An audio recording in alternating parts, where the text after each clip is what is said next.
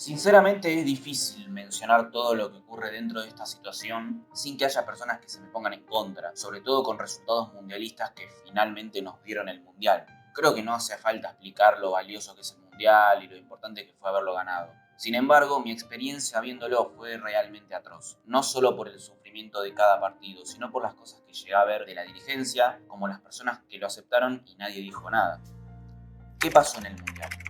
Durante todo este tiempo, el delantero de la selección fue Lautaro Martínez. Lautaro es un jugador que fue descartado en el Mundial de Rusia luego de haber metido 3 goles en 2 de las ocasiones en las que Sampaoli lo fue a ver, diciendo que faltaba roce europeo, aunque después llevó a Maxi Meza de Independiente y a Cristian Pavón de Boca, una historia que todos conocemos. Luego del Mundial de Rusia y con la nueva dirigencia manejada por Lionel Scaloni, Argentina formando un equipo con una nueva generación de jugadores. Entre ellos estaban Lo Celso, Paredes, De Paul, Tagliafico, Acuña, el Dibu y entre ellos también Lautaro Martínez, quien fue el 9 durante los 4 años de eliminatorias, Copa América y en la final contra Italia en Wembley. Lautaro se convirtió en un jugador clave en la delantera de Argentina, haciendo una dupla con el Kun Agüero en un principio y también con Messi, llegando a marcar 21 goles y 7 asistencias.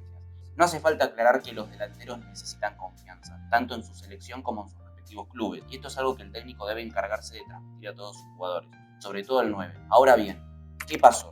En estos últimos años fue surgiendo otro jugador llamado Julián Álvarez. Julián debutó en River y ha sido clave principalmente en su último torneo local en dicho equipo. El fenómeno Julián Álvarez arrasó con la prensa local. Todos los medios de comunicación comenzaron a sugerir que debía ser el titular en la selección y comenzaban a compararlo con Lautaro, cuestionando su puesto en la selección. Para este punto, Julián habría jugado 2 o 3 partidos de suplente y no había marcado goles. Sin embargo, no podemos obviar todo el lobby mediático que realizaron los medios de comunicación para proponer dicho cambio. Más los hinchas de River que, ante la presencia de un equipo sin jugadores de su cantera, cosa que nunca pasa, mostraban cierto fastidio con la selección y el cuerpo técnico. Cosa que es cierta, le duele o no. La selección se ha destacado por un juego de posición de pelota, comandado por Messi, y un mediocampo que ha logrado conectarse muy bien con él, formando la dupla clásica entre De Paul y Messi. Todo esto es importante por lo que posteriormente mencionaré. El punto es que Argentina durante todas las eliminatorias ha sentado las bases de un equipo estructurado, acostumbrado a tener la pelota y distribuirla, siendo Lautaro quien terminó las jugadas durante el 50% de los goles, siendo el jugador goleador del área Scaloni, el segundo, por hacer exacto. Para hacer una distinción del trabajo de los medios de comunicación, Julián no había jugado y ya especulaban sobre la dupla entre Messi y él en el futuro. Lautaro metía su gol número 20 y estaba Morena Beltrán diciendo que dicho gol le iba a dar más confianza en un futuro, como si no tuviera la suficiente experiencia como para tenerla. Es necesario recalcar lo importante que fue Lautaro contra Italia, no solo por el gol, sino por la asistencia de Di María y todo el juego que brindaba al bajar, pivotear, etc. Sin embargo, en el primer partido del Mundial, Argentina perdió 2-1. Lautaro metió 2 goles que fueron anulados y 2 pases de gol, uno que terminó siendo anulado y otro que no llegó a serlo, por lo que podemos asumir que fue un partido correcto de Lautaro pese al resultado. Contra México ganamos 2-0, Lautaro apenas tocó la pelota y la gente comenzaba a pedir a Julián, en un contexto donde la pelota estaba trabada en el medio y no había circuito de juego establecido, por lo que nada de lo que pasaba era su culpa. A partir de ahí comenzó la era de Julián en la selección. Comenzó a ser titular contra Polonia, convirtiendo un gol y asentando su lugar como titular por el resto del campeonato. Lautaro, por su lado, comenzó a perder confianza y erró una jugada muy fácil de meter contra Australia, comenzando a ser criticado nuevamente. El negocio de los medios de comunicación.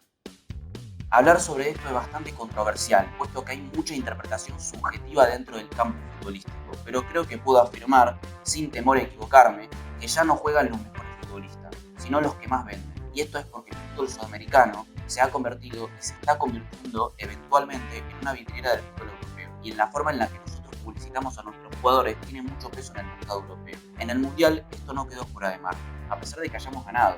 Julián Álvarez se convirtió en un jugador muy aclamado en el fútbol argentino. Obviamente no estoy diciendo que no lo merezca en cierta medida, pero cuando pasó a compararse su trayectoria con la de Lautaro, desistí de él. La prensa local ha sido manipulada por los periodistas, a quienes les pagan para hablar de determinados jugadores que en ese momento podrían llegar a darnos alegrías en un futuro. El argumento real es que River necesita hacer sus negocios y no perder su prestigio cultural de ser el semillero de la selección.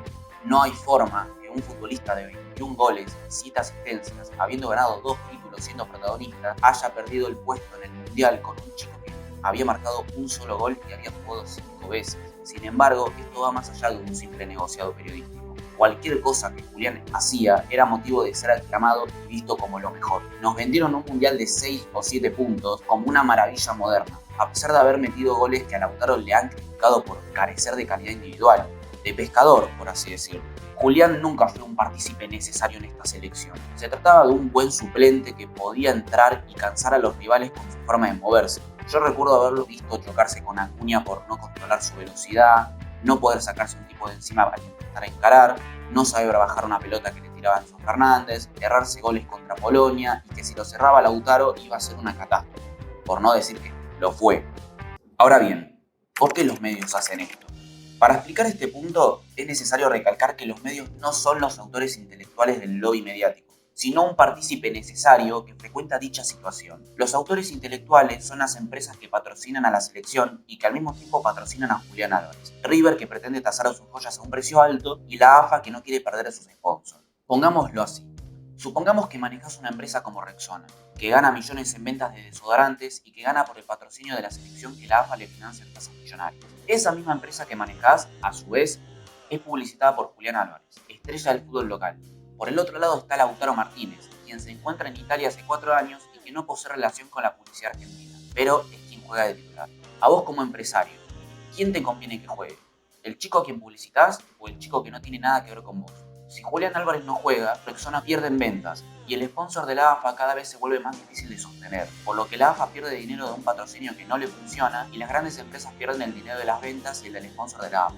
Por así decirlo, Lautaro representaba ese obstáculo financiero que gestionaba la AFA y las empresas que patrocinan la AFA. Las empresas hicieron presión para que Julián juegue, porque si jugaba bien, ganarían más ventas y publicidad, más de la que ya tiene. Mostaza, por ejemplo, logró conseguir la imagen del Dibu Martínez y con su brillo mundialista consiguieron vender la Mega Dibu. Hay que entender el punto clave de esto. Cuando se trata de marketing, las empresas están dispuestas a hacer lo que sea con tal de salir ganando. Lo más probable, en realidad yo estoy seguro, pero bueno, vamos a decir lo más probable, es que la AFA le haya hecho presión a Scaloni y este último, para no desestabilizar al equipo en caso de que lo echen, decidió sacar a Lautaro, quien en cierta medida es reemplazable, no como Messi, por ejemplo. Todo esto que expliqué se llama política comercial. Nos guste o no, el fútbol se maneja por negocios y todo el mundo lo sabe, pero se ha normalizado mantenerlo en silencio.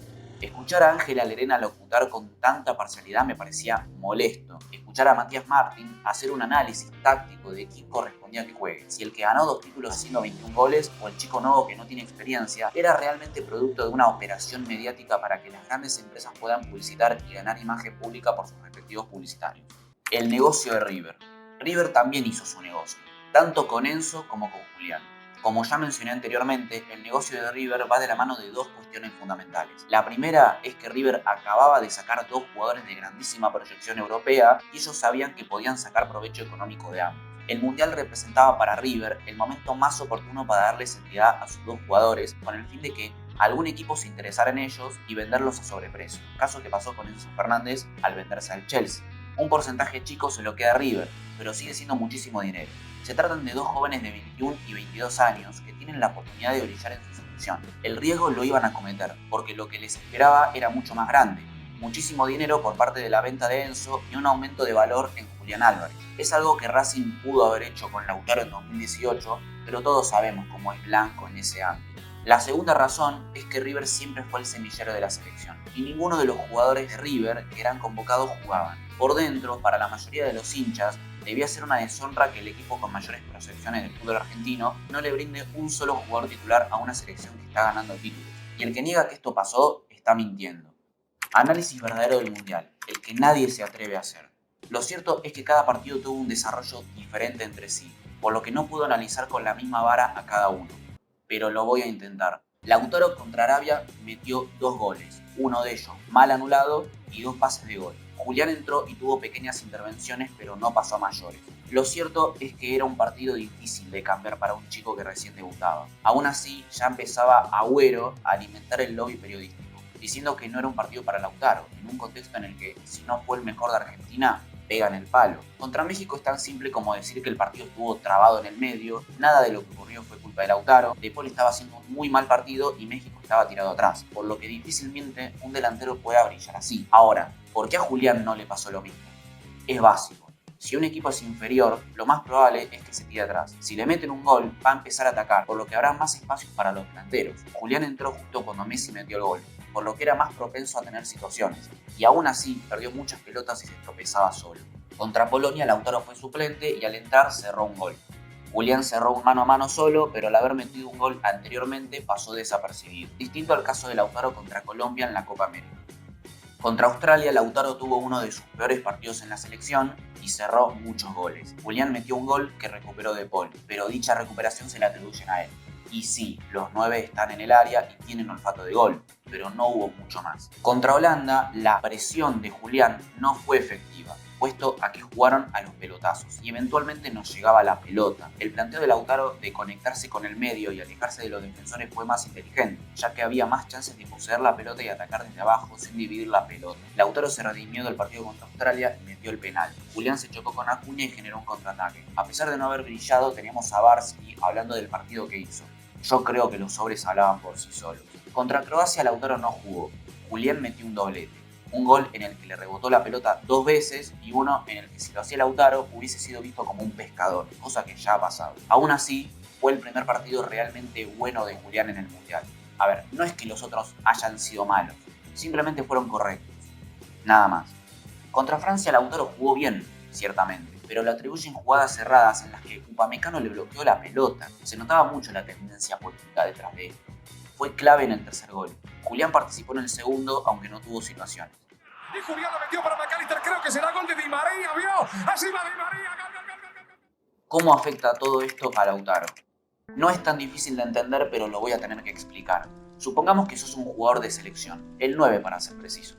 Durante 4 años te dedicaste a trabajar, meter goles en tu equipo, ganar títulos en tu equipo, ganar títulos en la selección y llegar a ser el 10º goleador histórico de la misma. Estar ilusionado con poder jugar el Mundial, que tu familia te vaya a ver en el momento más importante de tu carrera, para que en medio del torneo el periodismo haga presión para que salgas y entre un chico que tiene 2 partidos oficiales en la selección. Perdés el puesto, te hacen culpable de algo que no es tu culpa y tu competidor empieza a meter goles. Yo pregunto, de verdad pregunto, ¿en qué contexto alguien puede tener confianza así? No se trata de un entorno sano en el que un 9 pueda desarrollar su confianza. Y eso claramente se vio en el Mundial. No hay nada más injusto que responsabilizar a alguien, alentar contra su confianza y hacerlo ver como inferior de lo que es. Cosa que pasó. Es tirar a la basura todo el trabajo que hiciste de callado. Puedo asegurar que nadie soportaría jugar en esas condiciones. Y es muy injusto que ahora tenga la mala imagen de haber jugado mal en un contexto en el que nadie jugaría bien. Es triste que tenga que fingir que está lesionado para no quemar a su compañero de equipo. Conclusión. Hay algo que es necesario aclarar.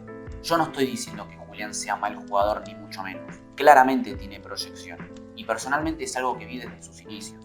Pero lo que hizo hasta ahora no es nada en comparación a lo que dicen que hizo. Considero que la imagen tan pesada de su persona está vinculada a la frustración interna de River de ver brillar a una selección sin jugadores de su cantera. Y tanto Enzo como Julián tienen la proyección como para darle a River el lugar que posee dentro de la selección. No hay que obviar que la mayoría de los periodistas de renombre son de River, por lo que tenían razones personales para hacer lo que hicieron. Creo que Julián no es lo que dicen, el mundial que hizo no fue brillante y el de Lautaro tampoco fue penoso. Han exagerado muchas situaciones completamente normales en sus determinados entornos. Personalmente yo perdí el interés por la selección después de toda la mafia empresarial arremetiendo contra los sueños de un chico de 25 años que se esforzó para estar donde está, que le arruinaron 2 mundiales ya. Ahora todos hablan de Julián y Guardiola y de cómo este no lo hace jugar para compensar los 100 millones de gringos, cosa que probablemente sea cierta. Ninguno de ellos habló de todo lo que dije. Esa doble moral sí se puede ver. La realidad es que el fútbol le debe una a Lautaro, y creo que las cosas tarde o temprano se acomodan. Lautaro está brillando en el Inter y los de River protestan por la suplencia de Julián. Me genera cierta satisfacción que el karma exista, pero todo esto no es culpa de Julián. Él solo hizo lo que tenía que hacer, pero el contexto que le dio la titularidad es totalmente cuestionable. Nada más.